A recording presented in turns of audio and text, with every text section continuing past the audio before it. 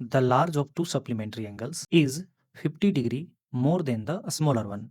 The smaller angle in degree is मतलब प्रश्न कह रहा है कि दो संपूरक कोण है जिसमें एक कोण दूसरे कोण से बड़ा है और बड़ा कितना है 50 डिग्री। तो छोटा कोण हमें निकालना है। तो संपूरक कोण का कॉन्सेप्ट क्या होता है हम लोग पहले भी पढ़ चुके हैं।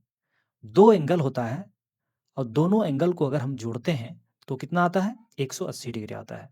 तो इस तरह के प्रश्न को हम लोग कैसे करते हैं, जितना भी बड़ा या छोटा प्रश्न में दिया हो, जैसे यहाँ पे 50 डिग्री बढ़ा दिया है ना, तो हम क्या करेंगे 180 में 50 माइनस कर देंगे, जो बचेगा उसको 2 से भाग कर देंगे। तो ये जो आएगा हमारा वो क्या आएगा, आंसर होगा। लेकिन आपको ध्यान रहे अगर छोटा कोण निकालने के लिए कहा जा रहा है तो यही आपका आंसर होगा। अगर आपसे बड़ा कोण पूछा जाए तो क्या करना है, तो प्रश्न ही दिया है कि बड़ा कोण छोटा कोण से 50 डिग्री बड़ा है।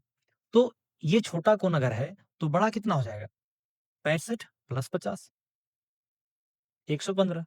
तो अगर बड़ा कोण पूछे तो आपका ये आंसर होगा, लेकिन यहाँ पे छोटा कोण पूछा जा रहा है तो आपका आंसर यहाँ पे 65 हो जाएगा।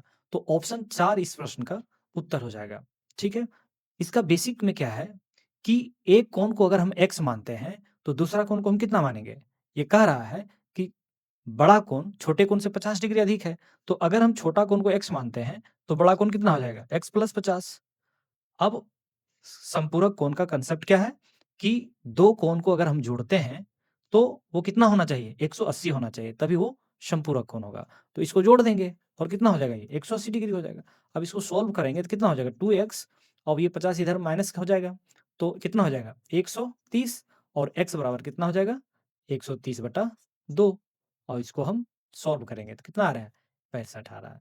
तो बेसिक इसका ये है, लेकिन आपको एग्जाम में इस तरह से नहीं करना है, आपको ये वाला मेथड अपनाना है। तुरंत क्या करना है 180 में से जितना बड़ा या छोटा रहेगा उसे माइनस करना है और जो भी आएगा उसे 2 से भाग कर देना है। तो जो भी आपका आंसर आएगा वो छोटा एंगल होगा और अगर बड़ा एंगल पूछ रहा है तो उसमें जितना बड़ा आपका प्रश्न में दिया हो उसे आपको जोड़ देना है।